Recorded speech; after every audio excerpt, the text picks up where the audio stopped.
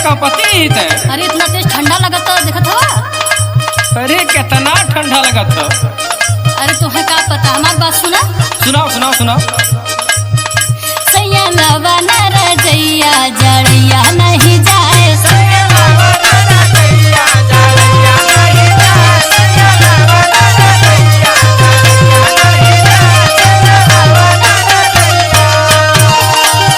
सैया लवन रजैया जड़ैया नहीं जाए, सैया लवन। अरे चाट कथई धइल पगली उड़ती का है।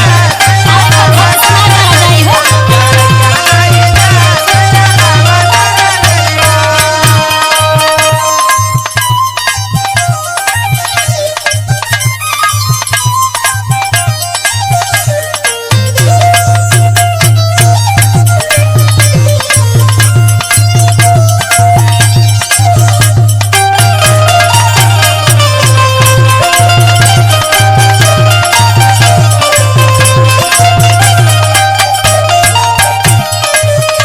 अरे तो के ओढ़ना बिछौना का कमी है? अरे तोहे का मालूम हो, तू एक सके कहा था तोहरे माई कल गहिए चुराला। सुना अरे कहाँ तुरंत सुनाओ सुनाओ। सुना। सासू जी के ओढ़ी ससुर हमारे घर दे,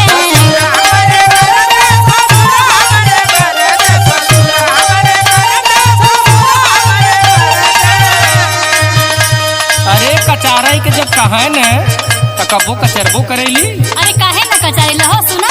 सुनाओ। सासू जी के ओढ़ी ससुर हमारे घर दे, और तोहर बाऊ का करन। सुना। का करे न बताओ। करे झगड़ा तहाँ हो, करे झगड़ा त कहाँ लपुहरा बिछाओ। अरे आजकल कुंवरों का डिमांड बढ़ गया है। अच्छा। और का?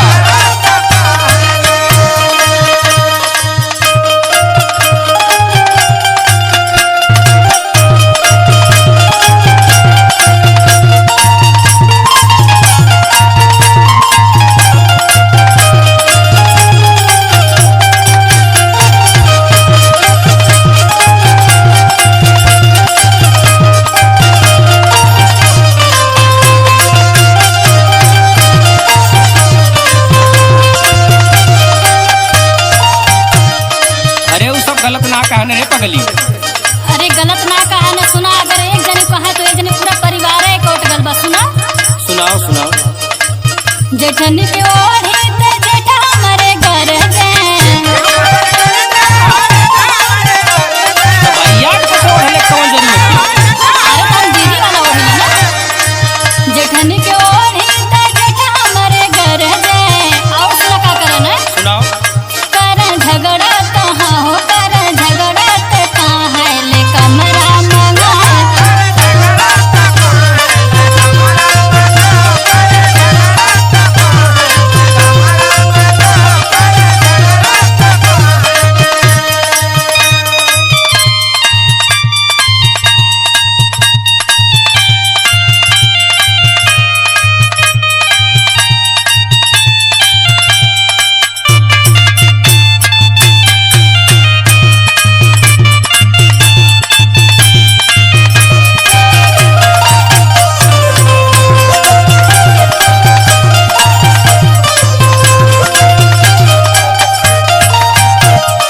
जब कत्तो से आईला तो कुछ न कुछ कमी जरूर हमरे घर के बतियाई। अरे तो तोहे कमियां लगी ना, जब तू ना लईबा परिवार वाला ना दे तो हम कहाँ से जाइया ना। सुना।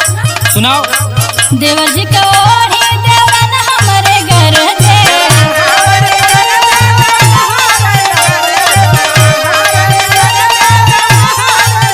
आज तक वो रहतिया। अच्छा। हाँ।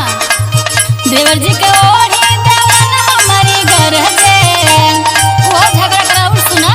सुनाओ सुनाओ। करे झगड़ा तहाँ हो, करे झगड़ा ते काहे ले चदरा मंगाए।